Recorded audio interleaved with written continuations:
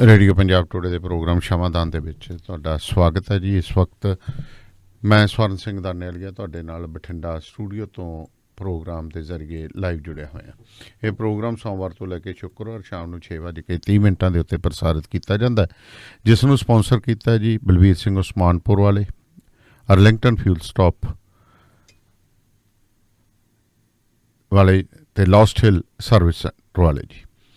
ਸੋ ਇਸ ਤੋਂ ਇਲਾਵਾ ਇਸ ਪ੍ਰੋਗਰਾਮ ਨੂੰ ਤੁਹਾਡੇ ਤੱਕ ਪਹੁੰਚਾਇਆ ਜੀ ਸਰਦਾਰ ਜਤਿੰਦਰ ਸਿੰਘ ਤੂਰ ਹੋਰੀ ਬੇਕਰਸਫੀਲਡ ਵਾਲੇ ਨੇ, ਜੋ ਕਿ ਸੋਲਰ ਸਿਸਟਮ ਲਵਾਉਣ ਦੇ ਵਿੱਚ ਤੁਹਾਡੀ ਮਦਦ ਕਰਦੇ ਨੇ।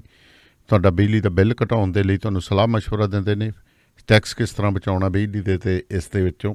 ਤਾਂ 6617541722 ਪੰਜਾਬ, ਚੰਡੀਗੜ੍ਹ, ਮੋਹਾਲੀ, ਜ਼ੀਰਕਪੁਰ, ਖਰੜ ਦੇ ਇਸ ਦੇ ਆਲੇ ਦੁਆਲੇ ਕਿਤੇ ਵੀ ਤੁਸੀਂ ਕਿਸੇ ਤਰ੍ਹਾਂ ਦੀ ਪ੍ਰਾਈਮ ਪ੍ਰੋਪਰਟੀ ਲੈਣੀ ਹੈ ਤਾਂ ਫਿਰ prime properties and real estate, airport road, aero city, Mohali ਵਾਲੇ ਤੁਹਾਡੀਆਂ ਸੇਵਾਵਾਂ ਦੇ ਵਿੱਚ ਹਾਜ਼ਰ ਨੇ। ਫੋਨ ਨੰਬਰ ਹੈ ਜੀ 8936000000। ਕਹਿੰਦਾ ਵਾ 5 ਵਾਰੀ ਜ਼ੀਰੋਜ਼, 99360 5 ਵਾਰੀ 0, 98555 55960 ਅਤੇ 9855540009 'ਤੇ। ਓਨਰ, ਆਪਰੇਟਰ ਅਤੇ ਡਰਾਈਵਰ ਵੀਰ ਸਾਰੇ ਧਿਆਨ ਰੱਖਣ। ਇੱਕ ਨੰਬਰ ਨੋਟ ਕਰ ਲੈਣ, ਜਗਦੇਵ ਸਿੰਘ ਸੰਧੂ ਹੋਰਾਂ ਦਾ ਨੰਬਰ ਹੈ ਜੀ 2532666924 ਅਤੇ ਗੁਰਵਿੰਦਰ ਸਿੰਘ ਧਾਲੀਵਾਲ ਹੋਰਾਂ ਦਾ 2063544060।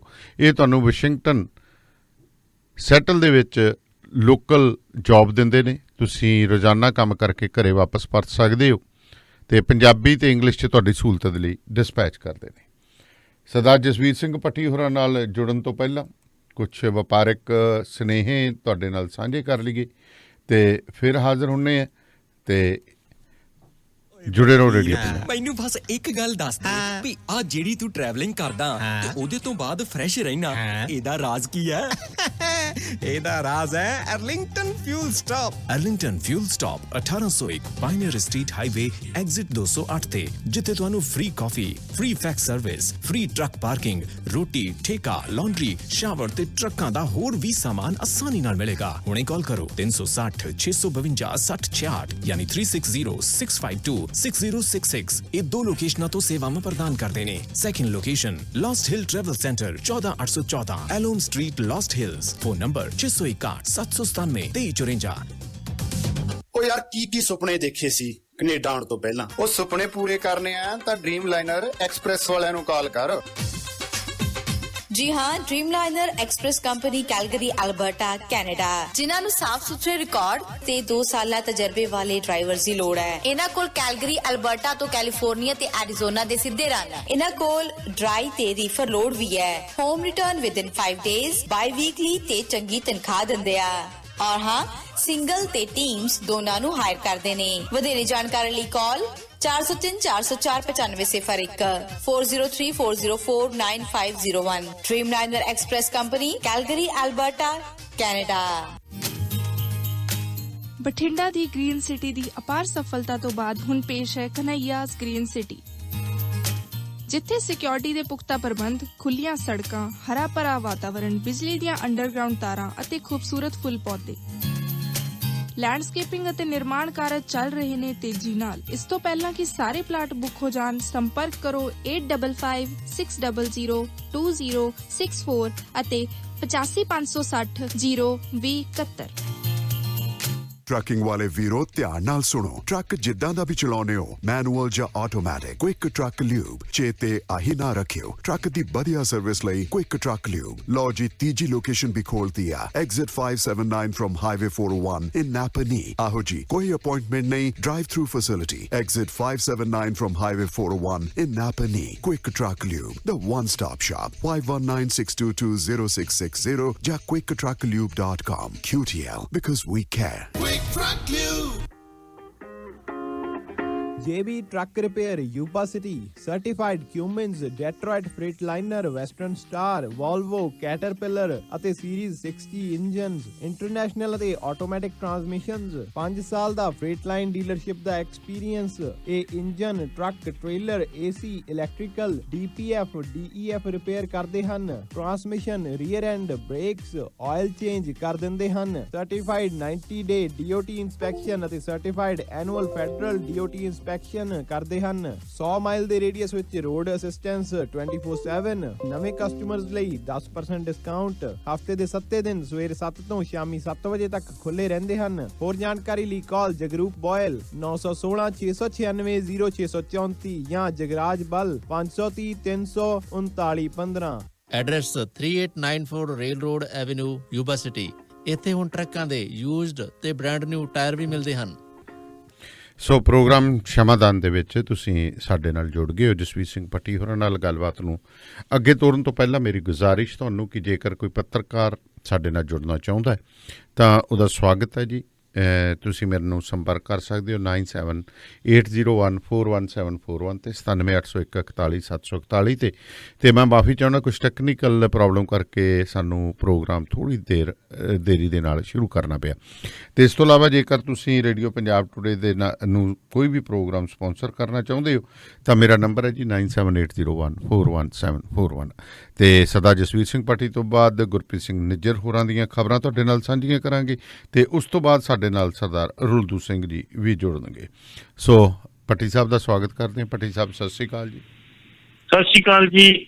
ਸੋ ਭੱਟੀ ਸਾਹਿਬ, ਸਭ ਤੋਂ ਪਹਿਲਾਂ ਤਾਂ ਤੁਸੀਂ ਆਪਦੇ ਸ਼ਹਿਰ ਦੇ ਨਵਜੋਤ ਸਿੰਘ ਸਿੱਧੂ ਬਾਰੇ ਜਾਣਕਾਰੀ ਦਿਓ ਕਿ ਉਹਨਾਂ ਦਾ ਸਿਆਸੀ ਕੈਪਟਨ ਸਾਹਿਬ ਨਾਲ ਚਾਹ ਪਾਣੀ ਪੀ ਕੇ ਆਏ ਨੇ, ਹੁਣ ਤੱਕ ਢਕਾ ਢਕੂਰ ਲੈ ਲਏ ਹੋਣੇ ਨੇ, ਠੀਕ ਹੈ ਜੀ। ਅਤੇ ਹੁਣ ਫਿਰ ਉਹ ਅੱਗੇ ਗੱਲ ਕੀਤੀ ਉਹਨਾਂ ਨੇ ਵੀ ਸਾਡੀ ਕੀ ਰਿਹਾ, ਕੀ ਮਨਸ਼ਾ ਉਹਨਾਂ ਦੀ, ਕੀ ਸਲਾਹ ਹੈ ਜੀ। ਤੁਹਾਨੂੰ ਯਾਦ ਹੋਏਗਾ ਆਪਾਂ ਇੱਕ ਗੱਲ ਕਹੀ ਸੀ ਕਿ ਸ਼ਾਇਦ ਇਹ ਸਿੱਧੂ ਤੇ ਕੈਪਟਨ ਦੀ ਆਖਰੀ ਮੀਟਿੰਗ ਜੀ। ਔਰ ਸਿੱਧੂ ਸਾਹਿਬ ਜਿਹੜੇ ਛਿੱਕੇ ਮਾਰਨ ਵਾਲੇ ਨੇ ਉਹਨਾਂ ਨੂੰ ਕਹਿੰਦੇ ਭਾਈ ਤੁਸੀਂ ਗੋਲਕੀਪਰ ਬਣ ਜਾਓ, ਵੀ ਤੁਸੀਂ ਗੋਲ ਨਹੀਂ ਹੋਣ ਦੇਣਾ। ਉਹ ਗੋਲਕੀਪਰ ਕਿਉਂ ਬਣੇ? ਆਪ ਛਿੱਕੇ ਮਾਰਨ ਵਾਲਾ ਬੰਦਾ। ਉਹ ਸਿੱਧੂ ਨੇ 2019 ਦੇ ਵਿੱਚ ਜਦੋਂ ਕਰਤਾਰਪੁਰ ਲਾਂਘਾ ਖੁੱਲ੍ਹਾ ਸੀ ਤੇ ਪਾਕਿਸਤਾਨ ਦੀ ਸਟੇਜ ਤੋਂ ਉਹਨੇ ਕੀ ਕਿਹਾ ਸੀ? ਉਹਨੇ ਕਿਹਾ ਸੀ ਮੇਰੀ ਜ਼ਿੰਦਗੀ ਹੁਣ ਗਾਂਧੀ ਪਰਿਵਾਰ ਦੇ ਲੇਖੇ ਲੱਗੀ ਜੀ, ਮੈਂ ਆਪਣੀ ਜ਼ਿੰਦਗੀ ਉਹਨਾਂ ਦੇ ਨਾਮ ਕਰ ਦਿੱਤੀ ਹੈ। ਤੇ ਸਿੱਧੂ ਸਾਹਿਬ ਨੂੰ ਕਹਿੰਦੇ ਤੇ ਫਿਰ ਉੱਤੇ ਪਹਿਰਾ ਵੀ ਦਿੰਦੇ ਜੀ। ਤੁਹਾਨੂੰ ਪਤਾ ਹੋਏਗਾ ਕਿ ਉਹ BJP ਛੱਡਣ ਲਈ ਤਿਆਰ ਨਹੀਂ ਸਨ। ਜਦੋਂ ਕਾਲੀਆਂ ਦੇ ਕਹਿਣ ਤੇ ਉਹਨਾਂ ਦੀ ਟਿਕਟ ਕੱਟ ਕੇ ਇੱਥੋਂ ਉਹਨਾਂ ਦੇ ਗੁਰੂ ਜੇਤਨੀ ਨੂੰ ਦੇ ਦਿੱਤੀ ਗਈ ਤੇ ਉਹਨਾਂ ਫਿਰ ਕਹਿਤਾ ਭਾਈ ਮੈਂ ਪੰਜਾਬ ਨਾਲ ਜੁੜਿਆ, ਮੈਂ ਪੰਜਾਬ ਰਹਿਣਾ ਤੇ ਆਪਣਾ ਚੁੱਕੋ ਰਾਜ ਸਭਾ ਦੀ ਮੈਂਬਰੀ ਚੁੱਕੋ, ਆਪਣਾ ਅਸਤੀਫਾ ਮੈਂ ਚੱਲਿਆ ਜੀ। ਮਤਲਬ ਜਿਹੜੀ ਗੱਲ ਕਰਦੇ ਪਹਿਰਾ ਵੀ ਦਿੰਦੇ ਆ। ਤੇ ਜਦੋਂ ਸਿੱਧੂ ਘਰ ਬਹਿ ਗਿਆ ਸਿਆਸਤ ਤੇ ਕਈ ਕਾਂਗਰਸੀ ਵੀ ਕਹਿੰਦੇ ਸੀ ਵੀ ਸਿੱਧੂ ਸਾਹਿਬ ਨੇ ਨਹੀਂ ਆਉਣਾ ਤੇ ਅਸਤੀਫਾ ਦੇ ਦੇ ਜੀ। ਉਹਨੇ ਫਿਰ ਮਹੀਨੇ ਬਾਅਦ ਟਵੀਟ ਕਰਕੇ ਕਿਹਾ ਸੀ ਕਿ ਮੈਂ ਇੰਨੀ ਤਰੀਕ ਨੂੰ 1 ਮਹੀਨਾ ਪਹਿਲਾਂ ਹੀ ਕੈਪਟਨ ਸਾਹਿਬ ਨੂੰ ਆਪਣਾ ਅਸਤੀਫਾ ਸੌਂਪਿਆ ਸੀ ਤੇ ਕੈਪਟਨ ਸਾਹਿਬ ਦੀ ਮਰਜ਼ੀ ਆ ਮਨਜ਼ੂਰ ਕਰਨਾ ਕਿ ਨਹੀਂ ਕਰਨਾ ਜੀ। ਆਪਣੇ ਸਾਥੀਆਂ ਨੇ ਵੀ ਬੋਲਤੀ ਬੰਦ ਕਰਤੀ ਸੋ ਨਿਕਲ ਕੇ। ਜਦੋਂ ਉਹਨੇ ਟਵੀਟ ਕੀਤਾ ਸੀ ਤੇ ਫਿਰ ਕੈਪਟਨ ਨੂੰ ਉਹਦਾ ਅਸਤੀਫਾ ਮਨਜ਼ੂਰ ਕਰਨਾ ਪਿਆ ਜੀ। ਹੁਣ ਜਿਹੜੀ ਗੱਲ ਕੀਤੀ ਜਾ ਰਹੀ ਹੈ ਆਪਣੀ ਕਾਂਗਰਸ ਪਾਰਟੀ ਜੀ, ਪੰਜਾਬ ਕਾਂਗਰਸ ਜਿਹੜੀ ਆ ਉਹ ਬਿਨਾਂ ਬਾਡੀ ਤੋਂ ਬੱਸ ਆ। ਉਹ ਚ ਸਵਾਰੀਆਂ ਤੇ ਹੈ ਹੀ ਨਹੀਂ ਜੀ। ਕੱਲੇ ਜਾਖੜ ਸਾਹਿਬ ਜਿਹੜਾ ਉਹ ਚੈਸੀ ਨਹੀਂ ਫਿਰਦੀ ਇੱਧਰ ਉੱਧਰ, ਨਾ ਕੋਈ ਅਹੁਦੇਦਾਰ ਨਾ ਕੋਈ ਜ਼ਿਲ੍ਹਾ ਪ੍ਰਧਾਨ ਬਣਾਇਆ ਹੀ ਕੋਈ ਨਹੀਂ, ਉਹਦੇ ਉੱਧਰ ਹੀ ਫਿਰਦੇ ਜੀ। ਇਹਦੇ ਵਿੱਚ ਸਿੱਧੂ ਸਾਹਿਬ ਨੂੰ ਆਸ ਸੀ ਕਿ ਸ਼ਾਇਦ ਮੇਰਾ ਦਾਅ ਲੱਗ ਜੇ ਤੇ ਮੈਨੂੰ ਪ੍ਰਧਾਨ ਬਣਾ ਤੇ ਮੰਗ ਉਹਨਾਂ ਨੇ ਇਸ ਮੈਨੂੰ ਪ੍ਰਧਾਨ ਬਣਾ ਦਿਓ, ਮੈਂ ਮੰਤਰੀ ਨਹੀਂ ਹੁੰਦਾ ਜੀ। ਮੰਤਰੀ ਸ਼ਿਵ ਲੋੜ ਨਹੀਂ ਮੈਨੂੰ। ਲੇਕਿਨ ਕੈਪਟਨ ਸਾਹਿਬ ਵੀ ਕਿਹੜੇ ਭਲੇ ਨੇ ਜੀ। ਉਹਨਾਂ ਨੇ ਹਾਈ ਕਮਾਂਡ ਨੂੰ ਕਿਹਾ ਵੀ ਮੈਂ ਵੀ ਸਿੱਧੂ ਤੇ ਇਹ ਵੀ ਸਿੱਧੂ, ਤੇ ਵੋਟਾਂ ਆਪਣੀਆਂ ਖਰਾਬ ਹੋ ਗਈਆਂ ਜੇ ਇਹਨੂੰ ਬਦਲਿਆ ਤੇ ਰਹਿਣ ਦੇ ਚੁੱਪ ਕਰ ਜੀ। ਤੇ ਸਿੱਧੂ ਸਾਹਿਬ ਨੇ 2 ਮੀਟਿੰਗਾਂ ਹੋਈਆਂ ਕੈਪਟਨ ਸਾਹਿਬ ਦੀਆਂ, ਲੇਕਿਨ ਉਹਨਾਂ ਨੇ ਕਿਹਾ ਜੀ ਮੈਂ ਸੋਚ ਕੇ ਦੱਸੂਗਾ ਜੀ। ਉਹਨਾਂ ਨੇ ਇੰਨੀ ਗੱਲ ਕਹੀ ਵੀ ਮੈਨੂੰ ਲੋੜ ਨਹੀਂ, ਮੈਨੂੰ ਨਾ ਮੰਤਰੀ ਬਣਨ ਦੀ ਲੋੜ ਆ, ਨਾ ਉਪ ਮੁੱਖ ਮੰਤਰੀ ਬਣਨ ਦੀ ਲੋੜ ਆ ਜੀ। ਮੈਨੂੰ ਇਹ ਦੱਸੋ ਜਿਹੜੇ ਮੈਂ ਪ੍ਰੋਜੈਕਟ ਤੁਹਾਨੂੰ ਲਿਆ ਕੇ ਦਿੱਤੇ ਸੀ ਉਹ ਕਿੱਥੇ ਨੇ ਇਸ ਵੇਲੇ। ਉਹਨੇ ਪ੍ਰੋਜੈਕਟਾਂ ਦੀ ਗੱਲ ਕੀਤੀ ਆਪਣੀ ਜੀ। ਮੈਂ ਲੋਕਾਂ ਨੂੰ ਕੱਲ ਨੂੰ ਮੰਤਰੀ ਬਣ ਕੇ ਜਵਾਬ ਦੇ ਆ। ਤੁਹਾਨੂੰ ਪਤਾ ਹੋਏਗਾ ਇੱਕ ਪਾਸੇ ਜਦੋਂ ਸਿੱਧੂ ਸਾਹਿਬ ਮਿਲਣ ਵਾਸਤੇ ਗਏ ਸੀ ਕੈਪਟਨ ਨੂੰ, ਤੇ ਦੂਜੇ ਪਾਸੇ ਉਹਨਾਂ ਦੀ ਧਰਮ ਪਤਨੀ ਨੇ ਕਿਹਾ ਸੀ ਵੀ ਨਵਜੋਤ ਨੂੰ ਮੰਤਰੀ ਨਹੀਂ ਬਣਨਾ ਚਾਹੀਦਾ ਜੀ। ਉਹਨਾਂ ਦੇ ਖਾਸ ਸਾਥੀ ਪ੍ਰਗਟ ਸਿੰਘ ਨੇ ਵੀ ਕਿਹਾ ਸੀ ਨਵਜੋਤ ਨੂੰ ਮੰਤਰੀ ਨਹੀਂ ਬਣਨਾ ਚਾਹੀਦਾ ਜੀ। ਡਾਕਟਰ ਨਵਜੋਤ ਕੌਰ ਸਿੱਧੂ ਨੇ ਕਿਹਾ ਸੀ ਤੇ ਇੰਨੇ ਥੋੜੇ ਸਮੇਂ ਵਿੱਚ ਨਵਜੋਤ ਨੂੰ ਕੁਛ ਨਹੀਂ ਕਰ ਸਕਦਾ, ਸਵਾਏ ਕਲੰਕ ਖੜ ਸਕਦਾ ਜੀ। ਇਸ ਕਰਕੇ ਤੁਸੀਂ ਵੇਖੋ ਨਾ, ਜਿਹੜੇ 52 ਤੇ 53 ਸੀਟਾਂ ਹੈਗੀਆਂ ਵਾ ਲੋਕ ਸਭਾ ਦੇ ਵਿੱਚ ਕਾਂਗਰਸ ਦੀਆਂ, 20 ਦੇ ਵਿੱਚੋਂ 19 ਸੀਟਾਂ ਇਹ ਜਿੱਤੇ ਨੇ ਕੇਰਲਾ ਦੇ ਵਿੱਚੋਂ, ਤੇ 8 ਸੀਟਾਂ ਜਿੱਤੇ ਨੇ ਪੰਜਾਬ ਦੇ ਵਿੱਚ ਜੀ। ਜੇ ਕੈਪਟਨ ਸਾਹਿਬ ਦੀ ਨੀਂਦ ਸਾਬਿਤ ਹੁੰਦੀ ਤੇ 1-2 ਸੀਟਾਂ ਹੋਰ ਵੀ ਜਿੱਤ ਸਕਦੇ ਸੀਗੇ, ਲੇਕਿਨ ਉਹਨਾਂ ਨੇ ਕੋਸ਼ਿਸ਼ ਨਹੀਂ ਕੀਤੀ। ਅੱਧੀਆਂ ਸੀਟਾਂ ਜਿਹੜੀਆਂ ਵਾ ਉਹਨਾਂ ਦੀ ਲੋਕ ਸਭਾ ਦੀਆਂ 2 ਸੀਟਾਂ ਚਾਹੀਆਂ, ਤੇ ਅੱਜ ਦੀ ਡੇਟ ਦੇ ਵਿੱਚ ਕਾਂਗਰਸ ਦੀ ਕਈ ਸੀਟਾਂ ਨੇ ਗੱਲ ਨਹੀਂ ਹੈਗੀ ਜੀ, ਜਿੱਥੇ ਹਰ ਸਟੇਟ ਕਿਸੇ ਵੇਲੇ ਕਾਂਗਰਸ ਦਾ ਰਾਜ ਸੀਗਾ। ਹੁਣ ਕਾਂਗਰਸ ਹਾਈਕਮਾਂਡ ਕਿਸੇ ਵੀ ਸੂਰਤ ਸਿੱਧੂ ਨੂੰ ਗੋਣਾ ਨਹੀਂ ਚਾਹੁੰਦੀ ਜੀ। ਉਹਨਾਂ ਨੂੰ ਇਸ ਗੱਲ ਦਾ ਪਤਾ ਵੀ ਭਾਈ ਜੇ ਸਿੱਧੂ ਚਲੇ ਗਿਆ ਤੇ ਫਿਰ ਸਾਡੀ ਏਡਾ ਵੱਡੀਆ ਬਜ਼ਾਰਾ ਸਾਨੂੰ ਨਹੀਂ ਮਿਲਣਾ। ਅੱਜ ਭਾਵੇਂ ਉਹਨਾਂ ਨੇ ਸਟਾਰ ਪ੍ਰਚਾਰਕਾਂ ਦੇ ਵਿੱਚ ਬੰਗਾਲ ਦੇ ਵਿੱਚ ਤੇ ਕੇਰਲਾ ਦੇ ਵਿੱਚ ਉਹਨੂੰ ਭੇਜਿਆ ਭਾਈ ਤੁਸੀਂ ਪ੍ਰਚਾਰ ਕਰਕੇ ਆਓ, ਉਹ ਕਰਾਊਡ ਪੁੱਲਰ ਸਿੱਧੂ ਜੀ। ਉਹਨੂੰ ਵੇਖ ਕੇ ਆਪਣੇ ਆਪ ਲੋਕ ਆਉਂਦੇ ਵੀ ਸਿੱਧੂ ਹੈ, ਸਿੱਧੂ ਨੂੰ ਸੁਣਨਾ ਜੀ, ਜਿੱਦਾਂ ਉਹ ਗੱਲ ਕਰਦਾ।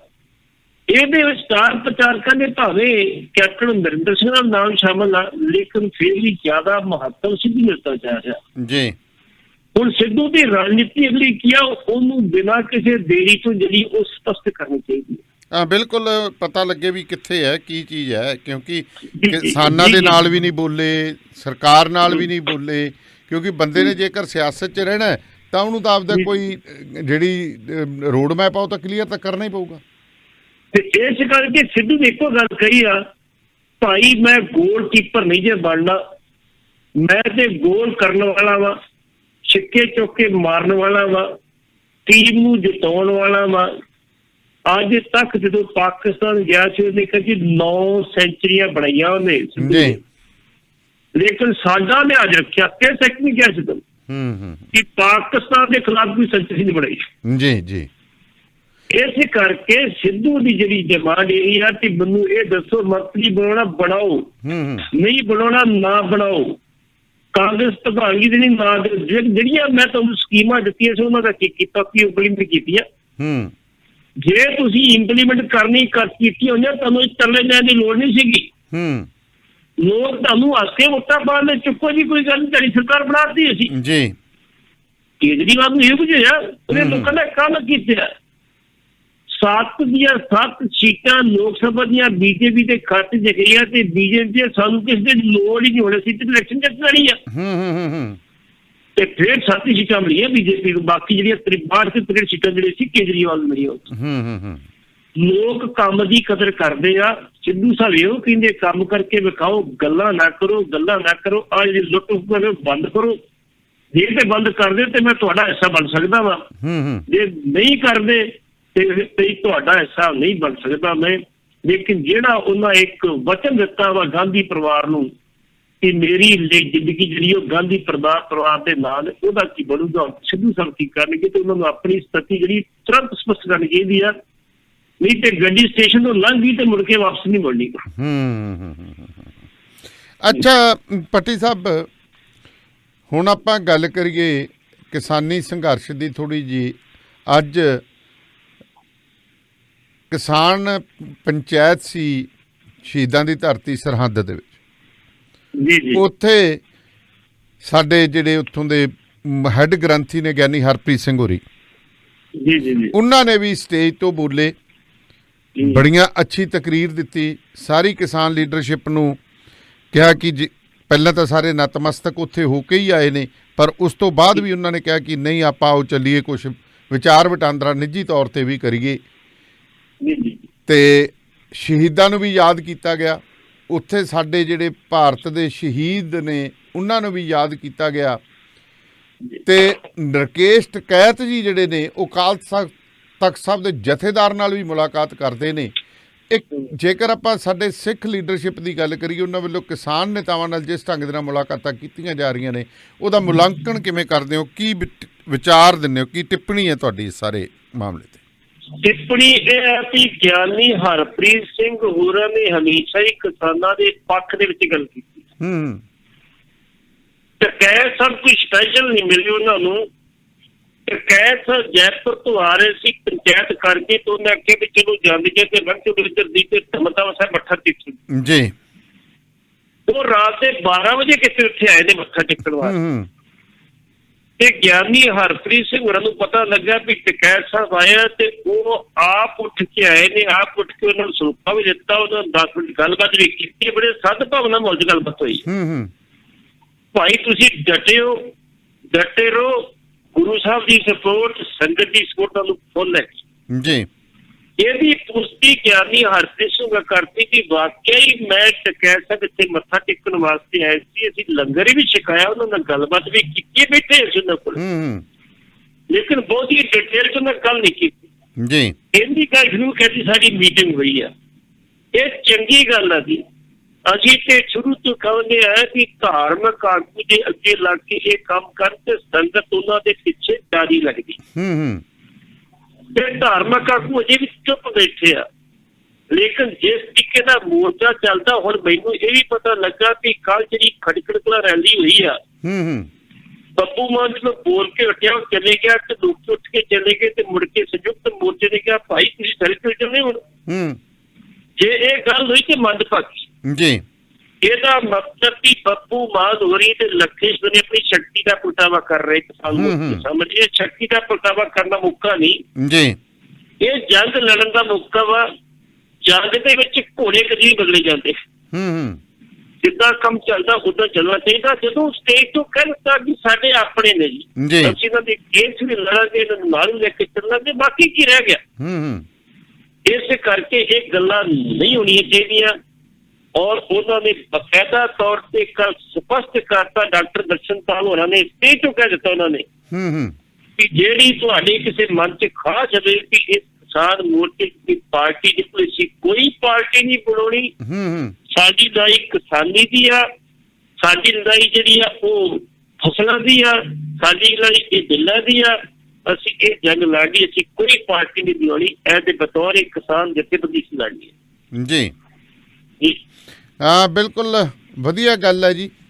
ਤੇ ਹੁਣ ਆਪਾਂ ਗੱਲ ਲਾਹੌਰ ਦੀ ਵੀ ਕਰ ਲਈਏ ਫਿਰ। ਉੱਥੇ ਸ਼ਾਮਦਾਨ ਚੌਂਕ ਦੇ ਵਿੱਚ ਵੀ ਸਾਡੇ ਜਿਹਦੇ ਸ਼ਹੀਦ ਨੇ ਭਗਤ ਸਿੰਘ ਹੋਰੀ ਤੇ ਉਹਨਾਂ ਦੇ ਸਾਥੀਆਂ ਨੂੰ ਵੀ ਉੱਥੇ ਯਾਦ ਫਰਮਾ ਕੀਤਾ ਗਿਆ ਜੀ। ਬਿਲਕੁਲ ਜੀ, ਜਿਹੜੀ ਸ਼ਾਮਦਾਨ ਚੌਕ ਆ ਜੀ, ਉਹਦੇ ਬਾਰੇ ਪਹਿਲਾਂ ਵੀ ਗੱਲ ਚੱਲਦੀ ਸੀ ਕਿ ਉਹਨੂੰ ਜਿਹੜੀ ਚੌਕ ਆ ਉਹਨੂੰ ਤੁਸੀਂ ਟੋਟਲੀ ਰੂਪ ਦੇ ਦਿਓ, ਇਹਦਾ ਆਪਣੇ ਦਾ ਇਹਨਾਂ ਨੂੰ ਸਮਰਪਿਤ ਕਰ ਦਿਓ, ਉੱਥੇ ਬੁੱਤ ਲਾ ਦਿਓ। ਲੇਕਿਨ ਕੁਝ ਕੱਟੜਪੰਥੀ ਇਹਦੇ ਮੰਨਦੇ ਨਹੀਂ ਸੀ, ਲੇਕਿਨ ਹਾਲ ਦੀ ਕੜੀ ਉੱਥੇ ਲਿਖ ਕੇ ਦਿੱਤਾ ਕਿ ਉਹਨਾਂ ਸ਼ਹੀਦਾਂ ਨੂੰ ਸਮਰਪਿਤ ਹੈ। ਉੱਥੇ ਕੱਲ ਉਹਨਾਂ ਸ਼ਹੀਦੀ ਜਿਹੜਾ ਮਨਾਇਆ ਉਹਨਾਂ ਦਾ, ਮੈਂ ਸੋਚਦਾ ਇਹ ਬੜੀ ਵੱਡੀ ਪ੍ਰਾਪਤੀ ਉਹਨਾਂ ਦੀ ਜੀ। ਇੱਥੇ ਪਾਕਿਸਤਾਨ ਦੇ ਵਿੱਚ ਇਹਨਾਂ ਸ਼ਹੀਦਾਂ ਦਾ ਕੋਈ ਨਾਂ ਲੈਣ ਤਿਆਰ ਨਹੀਂ ਹੁੰਦਾ ਸੀ ਤੇ ਹੁਣ ਉੱਥੇ ਦਿਨ ਵੀ ਮਨਾਏ ਜਾਂਦੇ, ਇਹਨਾਂ ਦੇ ਜਨਮ ਦਿਨ ਵੀ ਮਨਾਇਆ ਜਾਂਦਾ, ਸ਼ਹੀਦੀ ਵੀ ਮਨਾਇਆ ਜਾਂਦਾ। ਜਿਹੜੀ ਉਹ ਜੇਲ੍ਹ ਆ ਜਿੱਥੋਂ ਇਹਨਾਂ ਨੂੰ ਕੱਢਿਆ ਕਿ ਉੱਥੇ ਲਿਖਿਆ ਜਾਂਦਾ ਵੀ ਇੱਥੇ ਤੁਸੀਂ ਜਿਹੜੀ ਇਹਨਾਂ ਦੀ ਯਾਦ ਕਰਕੇ ਬਣਾਈ ਜਾਵੇ। ਉਮੀਦ ਆ ਵੀ ਆਉਣ ਵਾਲੇ ਸਮੇਂ ਦੇ ਵਿੱਚ ਪਾਕਿਸਤਾਨ ਦੀ ਸਰਕਾਰ ਇੱਥੇ ਜ਼ਰੂਰ ਕੋਈ ਨਾ ਕੋਈ ਜਿਹੜੀ ਉਹ ਫੈਸਲਾ ਲਊਗੀ, ਕਿਉਂਕਿ ਇਹ ਬਹੁਤ ਜ਼ਰੂਰੀ ਹੈ।